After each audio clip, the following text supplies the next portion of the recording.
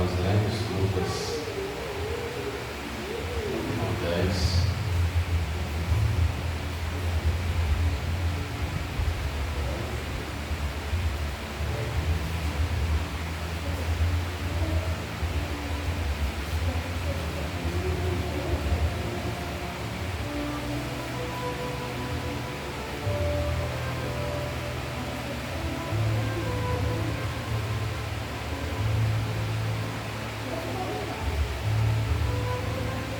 Parábola do bom samaritano.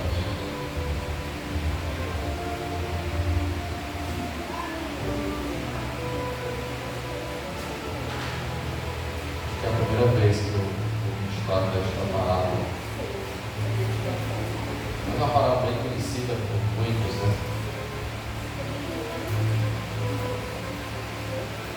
Vamos reler esta passagem, que diz o seguinte: eis que se levantou um certo doutor da lei, tentando-o e dizendo: Mestre, que farei para herdar a vida eterna? E ele lhe disse: que está escrito na lei? Como lês? E respondendo ele, disse: amarás ao Senhor teu Deus de todo o teu coração, e de toda a tua alma, e de todas as tuas forças, e de todo o teu entendimento, e ao teu próximo como a ti mesmo. E disse-lhe: respondeste bem, faze isso e viverás. Ele, porém, querendo justificar-se a si mesmo, disse a Jesus: quem é o meu próximo? E respondendo, Jesus disse: descia um homem de Jerusalém a Jericó e caiu nas mãos dos salteadores, os quais o despojaram e, espancando-o, se retiraram, deixando-o meio morto. E ocasionalmente descia pelo mesmo caminho certo sacerdote, e vendo, passou de largo. E de igual modo também um levita, chegando àquele lugar e vendo, passou de largo. Mas um samaritano que ia de viagem chegou ao pé dele e vendo, moveu-se de íntima compaixão. E aproximando-se, atou-lhe as feridas, aplicando-lhes azeite e vinho, e pondo sobre a sua cavalgadura, levou-o para uma estalagem e cuidou dele. E partindo ao outro dia, tirou 2 dinheiros e deu-os ao hospedeiro, e disse: cuida dele, e tudo que demais gastares eu te pagarei quando voltar. Qual, pois, destes 3 te parece que foi o próximo daquele que caiu nas mãos dos salteadores? E ele disse: o que usou de misericórdia para com ele. Disse, pois, Jesus: vai e faze da mesma maneira. Glorificado seja o nome do Senhor. Primeiramente, é importante observarmos que no versículo 25, nos versículos anteriores, ele estava falando sobre a missão dos discípulos, né? E ali ao redor deles estavam muitos doutores da lei. Então, eis que se levantou um certo doutor da lei. Ou seja, era um homem letrado, um homem conhecedor da lei, um homem que não era inocente, conhecia a palavra, tinha acesso a esta palavra. E a passagem continua dizendo: por que aquele homem se levantou? Fala: eis que se levantou um certo doutor da lei, tentando-o e dizendo. Ou seja, o propósito da pergunta não era ele entender melhor sobre a lei. A intenção não era compreender nas entrelinhas os mistérios de Deus. A intenção era tentar a Jesus para encontrar uma causa para crucificá-lo, para condená-lo à morte. E ele vai e diz: mestre, que farei para herdar a vida eterna? A primeira pergunta que ele faz é: o que devo fazer para herdar a vida eterna? Essa é uma pergunta que não pode sair de nossa cabeça. Será que eu estou fazendo o que devo fazer de fato para herdar a vida eterna? Aqui, Cristo, nós temos que voltar lá para o livro da lei, Deuteronômio capítulo 6, versículo 5. Esse homem era quem? Era um doutor da lei. Como é que Jesus responde a ele? O que está escrito na lei? Como tu lês? E o que ele responde? Deuteronômio capítulo 6, versículo 5. Amarás, pois, o Senhor teu Deus de todo o teu coração, e de toda a tua alma, e de todo o teu poder. Ele era um senhor da lei, um doutor da lei. Ele conhecia as Escrituras, mas não conhecia os mistérios de Deus. Então, ele, quando responde isso, Cristo vai e responde: respondeste bem, faze isso e viverás. Ora, essa passagem de Deuteronômio 6, 5, se nós observarmos, é o cerne, é o centro da mensagem do Evangelho. Amarás o Senhor teu Deus de todo o teu entendimento, de toda a tua alma, e ao teu próximo como a ti mesmo. O que foi que fez Cristo? Ele não fez isso? Em outras palavras, ele estava falando para aquele doutor da lei: faça isso e viverás, e terás a vida eterna. Faça isso como um foco, um alvo de vida, e você herdará a vida eterna. Mas esse homem, não satisfeito, ele pergunta novamente: mas quem é o meu próximo? Você já se perguntou quem é o teu próximo? É o seu esposo? É a sua esposa? É o seu filho? É a sua mãe, o seu pai? O seu irmão? O seu dirigente? O seu irmão da igreja? Ou alguém que está ali bem perto de você? Esse homem vai jogar essa pergunta meio capciosa para Cristo: quem é o meu próximo? E aí, nesse contexto, olhemos o que está falando lá em Romanos, capítulo 13, versículo 10.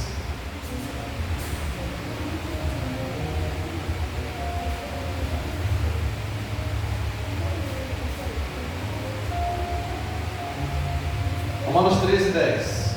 O amor não faz mal ao próximo, de sorte que o cumprimento da lei é o amor.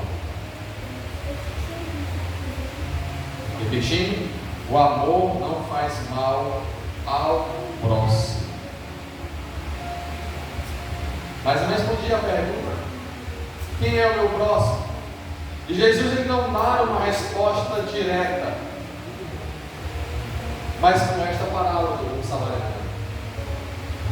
Você vê que muitas vezes Cristo, ele usa de parábolas para explicar certos assuntos para aquele povo, porque as palavras que ele usa é usando do cotidiano daquelas pessoas, do algo da cultura da época, dos costumes, dos hábitos daquelas pessoas, para colocar no pensamento daquelas pessoas o que ele quer trazer na sua mensagem. E aí ele começa a contar essa parábola.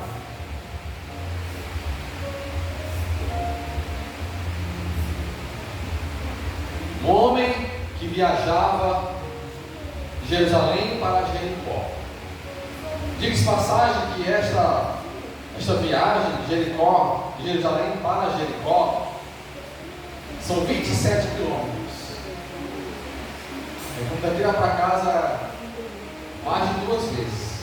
É como se eu viesse para a igreja, voltasse para casa a pé e andasse mais 3 quilômetros. É muito distante. Mas esse homem estava fazendo essa viagem a pé. E este caminho era um caminho também perigoso. Era um caminho muito perigoso. E aí então acontece que salteadores pegaram esse homem e o despojaram, ou seja, roubaram tudo, espancaram, e retiraram e deixaram ele quase morto. É importante observarmos que ele estava meio morto. João 10:10. O que veio? Os homens o que veio o inimigo em nossa vida veio para fazer? João 10:10 diz que o ladrão não vem senão a roubar, a matar e a destruir. Mas o Senhor, o Senhor Jesus Cristo, veio para que tenham vida e tenham com abundância. Olha como Cristo já começa a usar o seu próprio Evangelho através dessa parábola. Ele veio para ter vida e vida em abundância.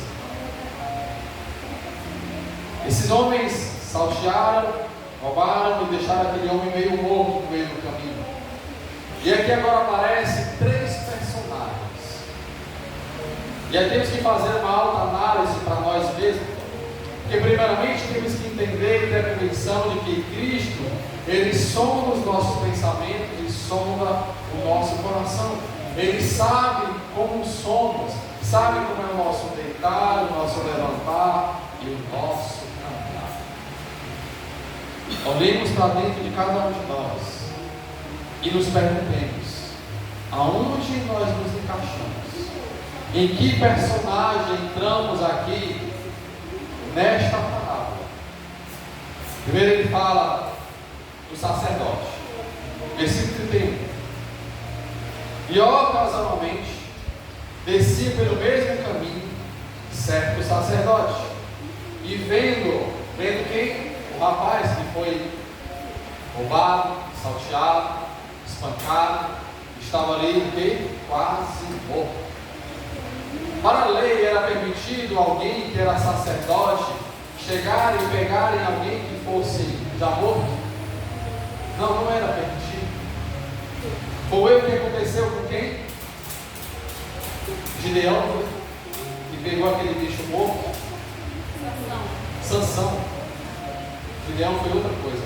Foi Sansão, que pegou e por causa daquilo veio outros problemas. Então não era permitido o sacerdote, com esta lei entranhada em seus costumes, com esta lei entranhada em seus hábitos, não quis nem chegar perto. Vamos ver o que está escrito em Mateus 23:23.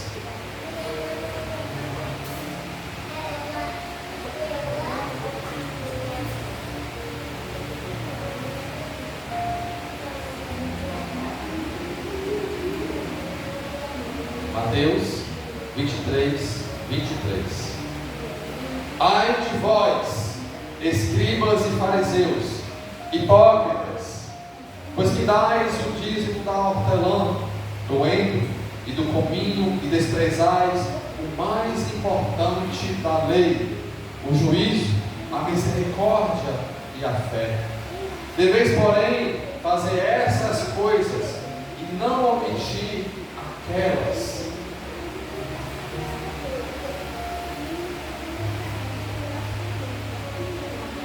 O que Cristo falou aqui? Falou sobre certos hábitos religiosos. Devolver o dízimo, usar de misericórdia, que é o mais importante da lei. Esse homem, na parábola, o sacerdote, ele usou de misericórdia de forma nenhuma. Ele deixou de lado o que era mais importante da lei. E Cristo estava contando essa palavra para quem? Para um doutor da lei, que não sabia e não entendia o que era mais importante da lei, é a alma, é a vida humana, porque Cristo nos criou para adorarmos a Ele em espírito e em verdade, e a vida é o maior valor para o Evangelho, é de uma vida humana. Nada tem um valor maior para o Evangelho do que uma vida salva para Cristo. Então não podemos esquecer o que é mais importante. A religiosidade não pode ser o mais importante. Dogmas não podem ser mais importantes do que aquilo que é mais importante para o Evangelho, que é uma vida, é uma alma. E aí veio o Levita, versículo 32, e de igual modo, também o Levita, chegando àquele lugar, vendo, passou de lá. Vamos ver o que está escrito lá em Tiago, capítulo 2, versículo 14 ao 17.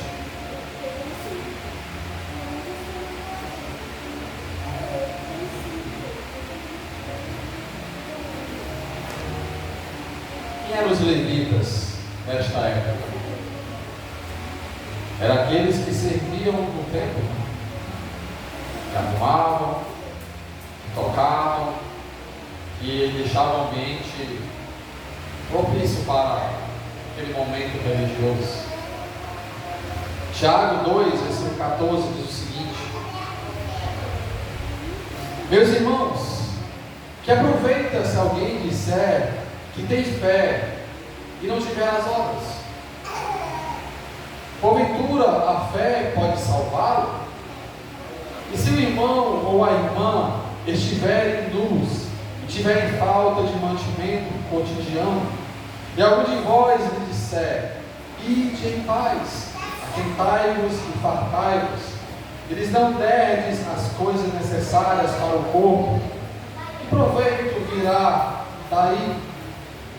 Assim também a fé, se não tiver obras, é morta em si mesmo. Esses homens estavam convictos e somente pelo fato de estarem servindo no templo já era o suficiente para eles terem a vida eterna.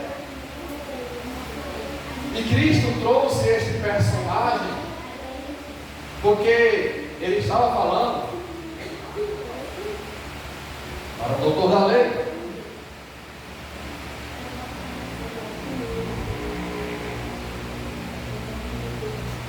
Mas outras pessoas estavam escutando. Aqui certamente não era uma conversa a dois somente. Cristo estava pregando para várias pessoas. Nesse momento ele estava tratando algo específico para aquele homem, mas muitas outras pessoas estavam escutando. E tinha-se o costume, aqueles religiosos, que pelo fato de estar servindo no templo, isso já era o suficiente para herdar a vida eterna. Olha, meu irmão, se você prega, somente isso não é necessário. Se você limpa a igreja, somente isso não é necessário. Se você toca na igreja, somente isso não é necessário. Se você fica na porta, somente isso não é necessário para ter a vida eterna. É muito mais do que isso. Olhem para o ladrão na cruz, onde ele teve um verdadeiro encontro com Cristo e se prostrou, mesmo estando pregado na cruz, se prostrou aos pés de Cristo e se entregou a Ele por completo e teve a vida eterna. Porque Cristo falou o que para ele? Certamente, hoje estarás comigo no paraíso. A vida eterna. O ladrão poderia dizer: para isso eu preciso voltar e refazer e fazer tudo de novo e consertar algumas coisas erradas que eu fiz. Mas ali ele recebeu o perdão de Cristo, porque ele verdadeiramente se entregou aos pés de Cristo.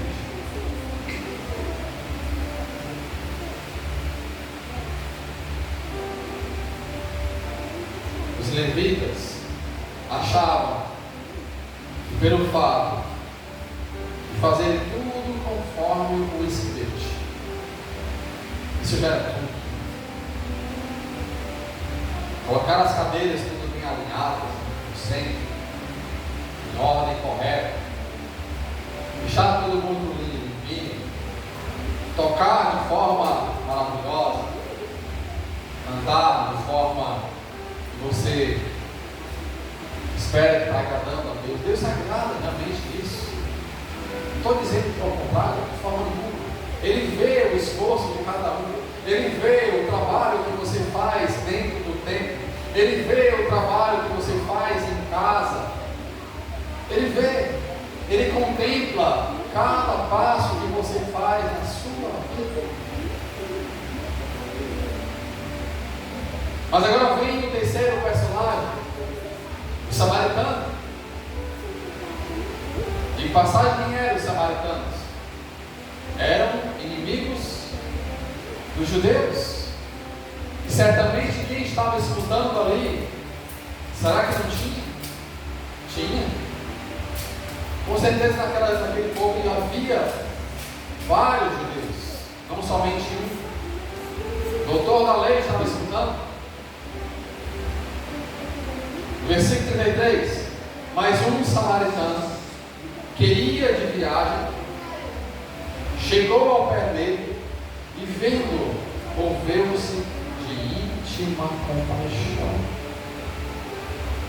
O primeiro personagem não houve compaixão. No segundo, o levita, também não houve compaixão. Mas aquele que o Senhor quer trazer um baque, um choque de cultura, de hábito e de entendimento para aqueles que estão escutando essa palavra. Porque no meio daquele povo não havia um samaritano, havia gentios, judeus, senhores da lei e muitos outros. E ele traz um baque para aquele povo. Um samaritano de íntima compaixão foi lá e ajudou aquele homem. João 4, 9.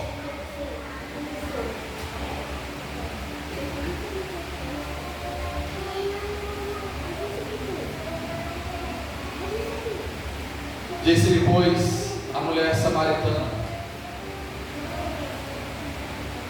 como sendo tu judeu, me pedes de beber a mim, que sou mulher samaritana? Porque os judeus não se comunicam com os samaritanos. Esse era o choque que Cristo estava trazendo para aqueles homens. O choque que ia de encontro a tudo que eles pensavam que era inaceitável. Não poderíamos aceitar. O Márcio falou aqui sobre algo que é intrigante nos tempos de hoje, onde muitas vezes esquecemos a quem nós servimos. Nós servimos a Cristo Jesus. Não é a placa A ou placa B, nós servimos a Cristo Jesus. E que lições aprendemos com esta parábola?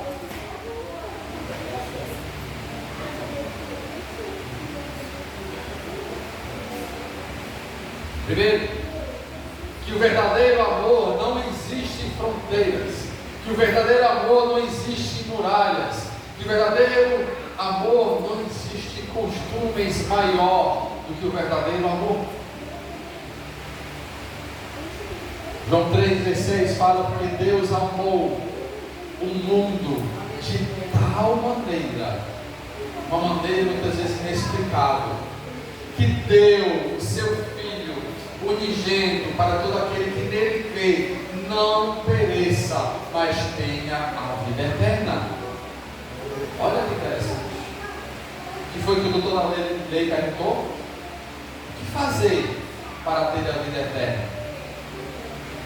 João 3,16. Porque Deus amou o mundo de tal maneira. Aleluia.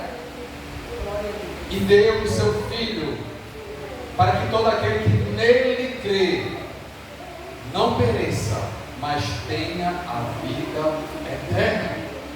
O verdadeiro amor não tem fronteiras. O verdadeiro amor não existe em muralhas, não existem impedimentos.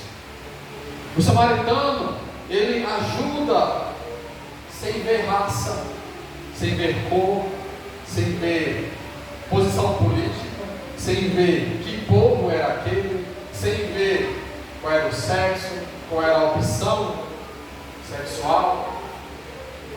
E hoje é um termo muito atual isso. A inclusão, né? Fala-se muito hoje na inclusão. E eu me lembro que 2 anos atrás, lá onde eu trabalho atualmente, em uma sala do lado, no dia seguinte, aquele dia que aconteceu isso, ia entrar uma pessoa nesta sala para trabalhar, e que ela tinha algumas opções diferentes do comum. Então a gerente daquela sala onde essa pessoa ia começar a trabalhar, foi lá na minha sala, onde eu trabalho, onde eu e meu colega estávamos presentes, e começou a falar que haveria uma pessoa que era assim, tal, e que a gente tratasse ela de uma forma diferente, com muito cuidado. Aí eu falei, peraí, é estranho isso aí, porque ela é um ser humano. Assim como eu trato você, eu trato ele, trato o presidente da empresa, trato a tia que limpa os corredores, limpa o banheiro, eu vou tratar ele da mesma forma, porque ele é um ser humano. Isso para mim é inclusão, é não ter diferenças. E esse samaritano, a palavra que Cristo traz, ele não vê a diferença que havia, que aquele homem estava morto, quase morto, porque ele se envolveu e se encheu de íntima compaixão. Não podemos olhar para ninguém que está à nossa frente com indiferença, porque perante Deus somos todos o quê? O que diz Romanos 3? Todos pecaram. Todos pecaram. Quando aqueles homens pegaram aquela adúltera e levaram até Cristo, essa mulher foi pega em adultério, ela deve ser apedrejada, conforme a lei. Mas Cristo, conhecendo a lei, falou para eles o quê? Quem nunca errou, atire a primeira pedra. O que foi que Cristo fez? Cristo conhecia a lei. Ele é a própria palavra. Ele é o verbo encarnado. Ele sabia que aqueles homens estavam usando de malícia, porque a lei dizia que quem tinha que ser apedrejado era a mulher e o homem que foi pego em adultério, não somente ela, porque foram os dois pegos em adultério, e eles estavam errando perante a lei. Então eles tinham pecado, e eles sabiam que estavam errados. Então Cristo falou, conhecendo o coração deles, conhecendo o íntimo de cada um deles, falou: quem nunca errou, atire a primeira pedra. Todos foram largando a pedra, as pedras nas mãos, e foram indo embora. Todos nós pecamos perante Deus. Todos nós perante Deus somos iguais. Não existe por causa de cor, por causa de posição política, posição econômica, posição de nada. Somos todos iguais perante o Senhor. E o verdadeiro amor não existe em fronteiras. Gálatas capítulo 3, versículo 28.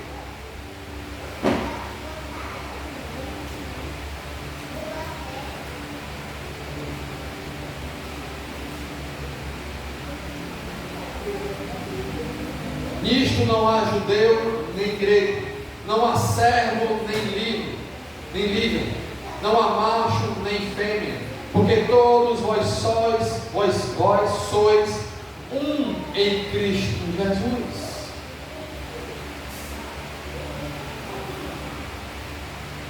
Somos um em Cristo Jesus. Somos iguais. Nós que aceitamos ao Senhor Jesus, não podemos jamais apontar o dedo para ninguém de forma de condenação. Quem somos nós para sermos juízes da vida de alguém? O amor, ele requer uma ação e um sacrifício. O samaritano, ele interrompe, ele estava o quê? Ele estava de viagem. Ele interrompe a sua jornada e usa os seus recursos e garante o cuidado do homem. Ele começa a cuidar daquele homem. Ou seja, ele não mediu esforços. Primeira carta de João,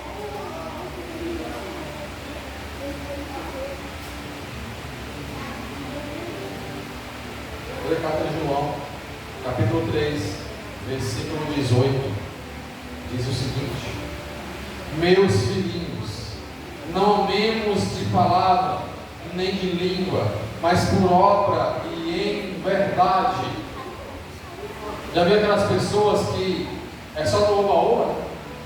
É só no centro do sorriso, no rosto, e sendo simpático com todo mundo, mas é aquele abraço que dá em você, mas você não percebe que é um abraço que está mandoado. Sabe como é um abraço que está mandoado? Ele te abraça com as garras nas costas, as tuas costas. Na tua frente é um sorriso no rosto, mas por trás ele te apunhalando direto. Que não venhamos amar somente por palavras, que não venhamos amar somente do ouvir falar, do apenas na frente.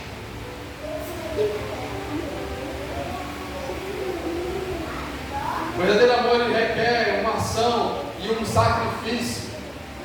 Muitas vezes temos que abdicar as nossas vontades para cumprirmos e exercermos o Evangelho do nosso Senhor Jesus Cristo.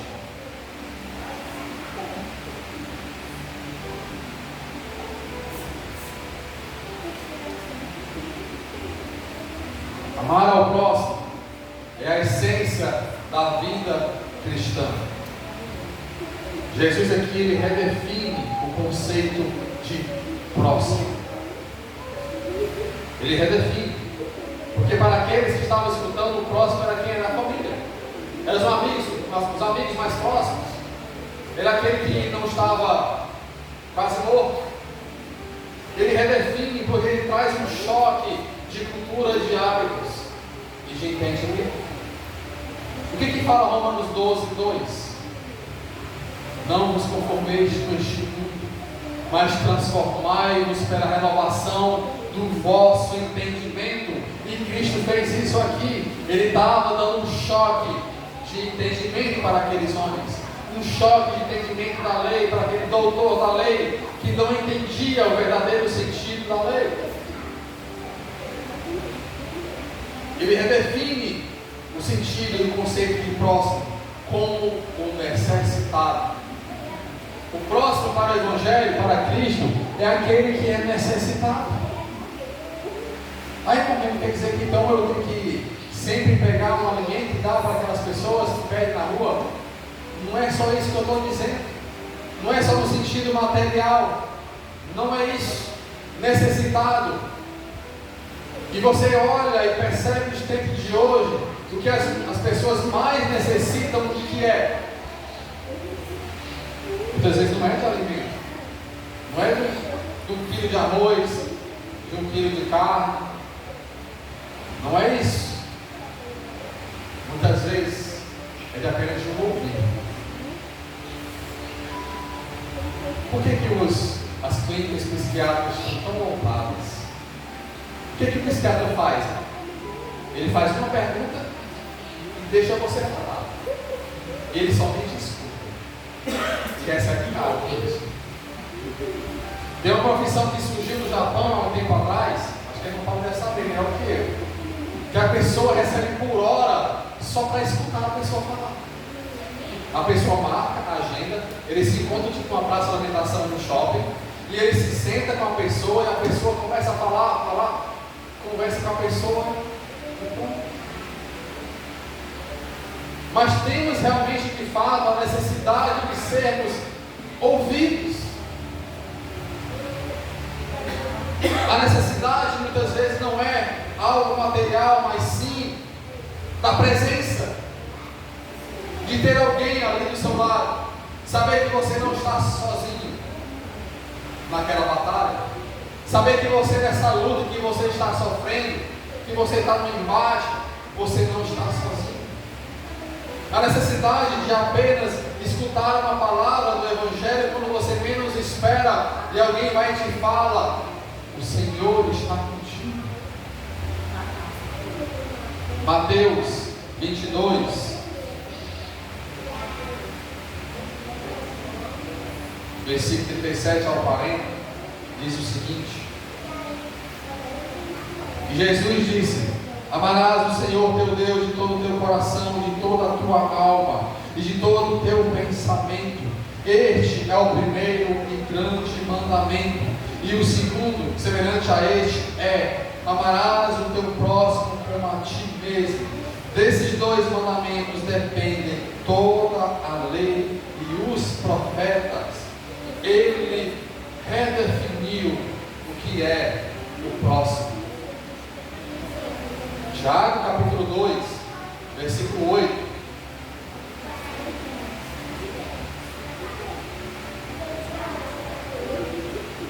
Diz o seguinte: todavia, se cumprirdes conforme a Escritura, a lei real, aí 2 pontos, o que é a lei real? Não bota 2 pontos e vai explicar o que é a lei real. Amarás a teu próximo como a ti mesmo, bem fazeres. Como é que nós nos amamos? Como é que nós queremos que as pessoas nos amem? Suprindo, as necessidades. Mais amplo sentido de palavra necessidade. Não é o alimento, não é algo somente material. Muito mais do que isso. Então Cristo estava trazendo justamente esse novo conceito de próximo. E de que você atender a necessidade, não somente com algo material, não somente com obra e no fato, no sentido literal da palavra, mas com algo muito mais precioso. E venhamos trazer alguma aplicação prática diante disso.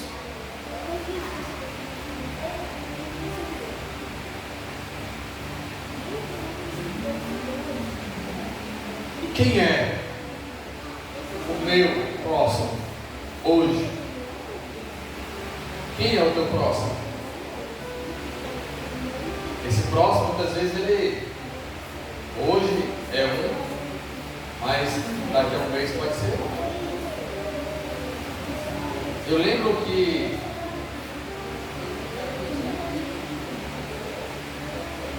acho que foi Agostinho.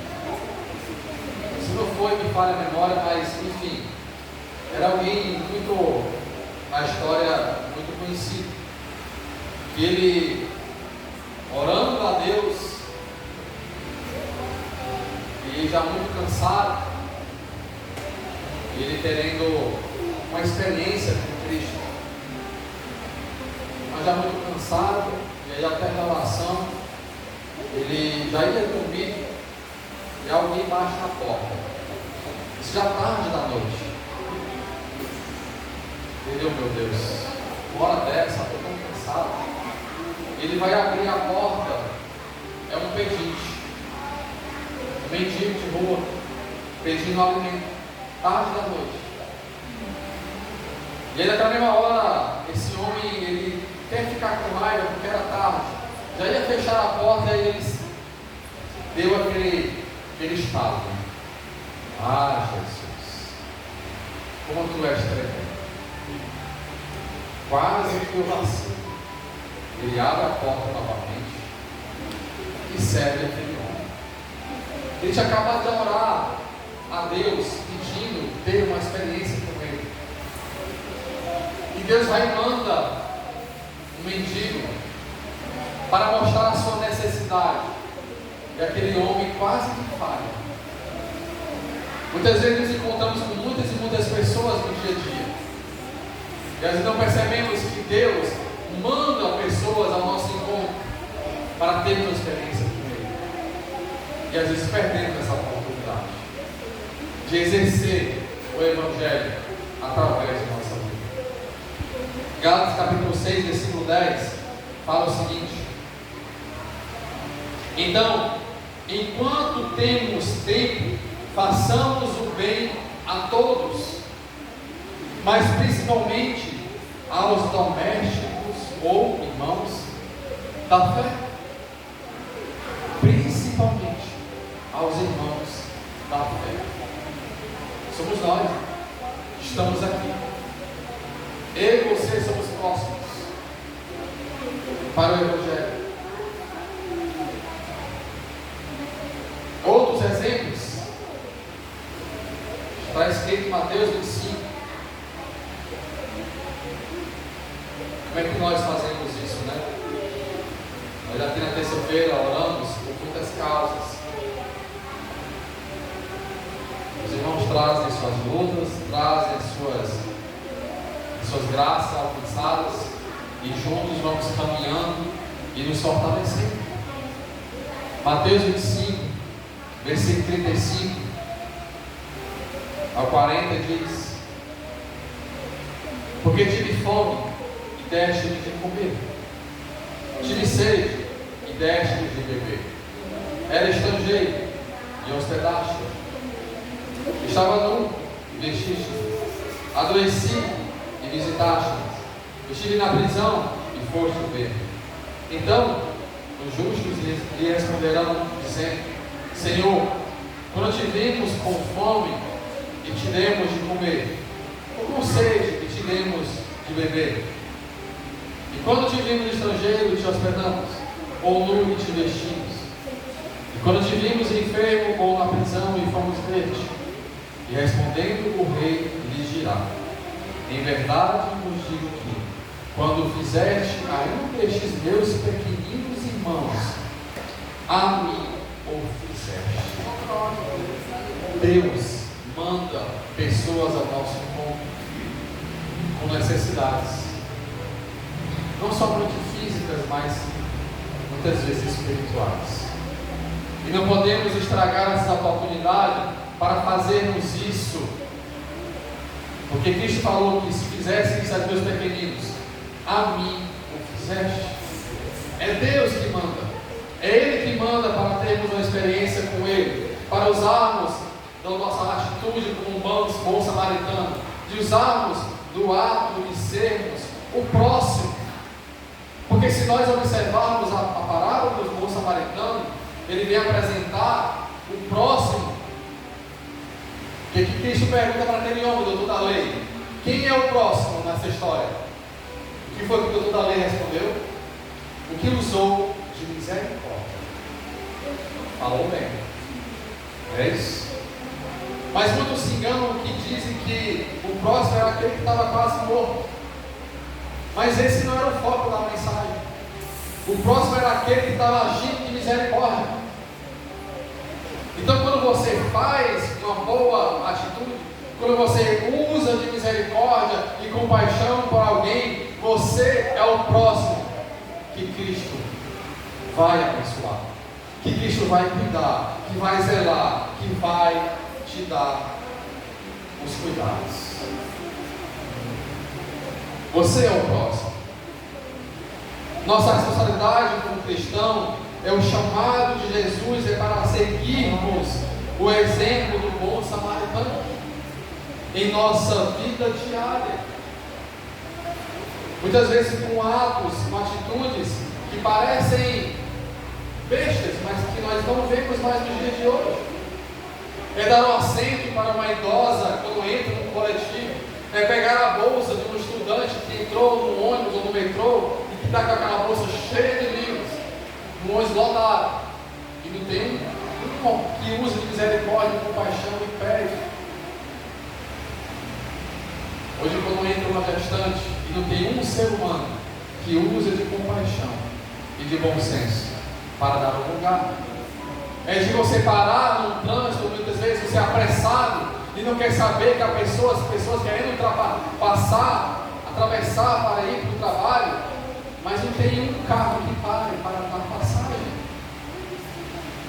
Porque tem medo, que se colocar o pé na faixa, vão passar por cima. Não é mesmo? E principalmente no mundo cearense, né? Nós somos um dos piores do Brasil. E muitos falam sobre isso. Eu falo porque eu tenho muitas pessoas que trabalham comigo de vários estados, e eles falam assim, o trânsito, os motoristas cearenses são bravos.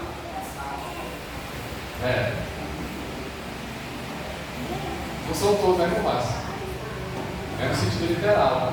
Há muitas exceções. Mas quando a gente anda por aí, a gente vê cada barbaridade e barbeiragem também. Então, usar de compaixão e misericórdia. É você encontrar uma pessoa que está, uma senhora carregando uma sacola de mercantil cansada ali, e você oferecer para carregar. Romanos capítulo 12. Nós já daqui a pouco encerramos. Romanos capítulo 12, versículo 20.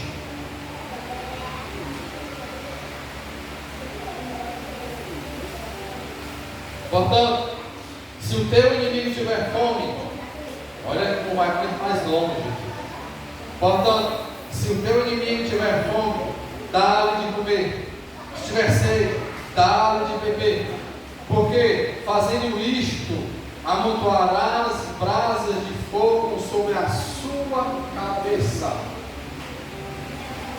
Imagine só o teu inimigo, que te persegue, que te coloca em situações horríveis, e você não retribui o mal com o mal, você retribui com o bem, usando misericórdia, compaixão. O que vai acontecer com esse teu inimigo? Meu Deus do céu, tanto mal que eu faço para esse indivíduo, quanto mais mal eu faço, mais ele usa de compaixão e misericórdia comigo.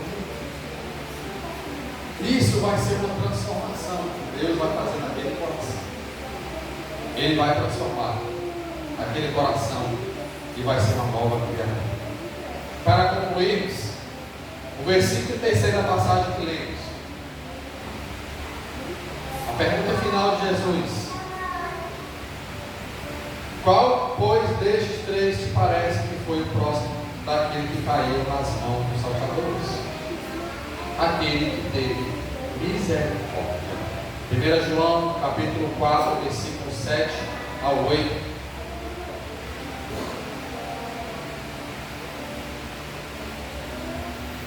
Amados, amemos-nos uns aos outros, porque o amor é de Deus, e qualquer que ama é nascido de Deus e conhece a Deus. Aquele que não ama não conhece a Deus, porque Deus é amor. E Cristo, ele vai muito mais além, ele completa essa parábola. Depois do choque que ele traz para essas pessoas, ele dá uma missão. Hoje é culto de missão. Ele dá uma missão. Versículo 37. O doutor responde: o que usou de misericórdia para com ele. Disse, pois, Jesus: vai e faz o mesmo. O mesmo que Cristo fala para nós. Vá e faça o mesmo. Use de misericórdia e de compaixão. Que isso você estará fazendo para agradar ao Senhor e para ter a vida eterna. E para finalizarmos, 1 Pedro capítulo 4, versículo 8.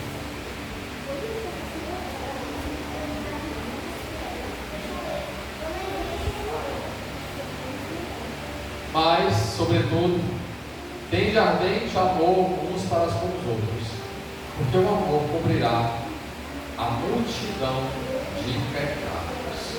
Glorificado seja o nome do Senhor. Amém? Vamos nos colocar de pé.